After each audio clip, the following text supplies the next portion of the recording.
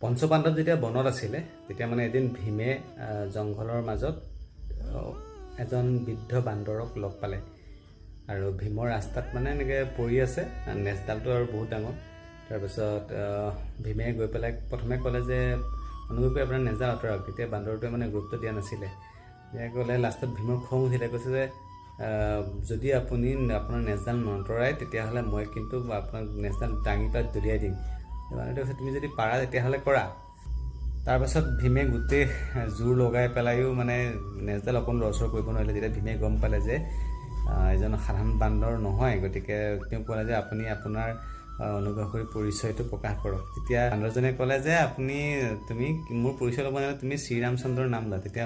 ভীমে ক'লে যে তাৰমানে আপুনি শ্ৰীৰামচন্দ্ৰৰ ভক্ত হনুমান তাৰপিছত হনুমানে তেতিয়া নিজৰ পৰিচয় দিলে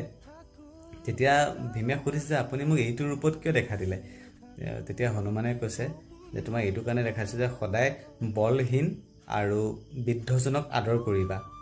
আৰু দ্বিতীয়তে আৰু এটা শিক্ষা দিব লগা হয় যে চকুৰে দেখাটোৱে সঁচা নহয় এতিয়া তুমি দেখা পালা যে এজন বৃদ্ধ বান্দৰ পৰি আছে আৰু তোমাৰ গাৰ শক্তিক চেলেঞ্জ কৰি আছে বান্দৰজনে আৰু তুমি একচেপ্ট কৰি ল'লা চেলেঞ্জটো গতিকে মই ধৰি লওক কথাখিনি অলপমান বেলেগেই কৈছোঁ আৰু চেলেঞ্জ একচেপ্টবিলাক তাত নাছিলে বাৰু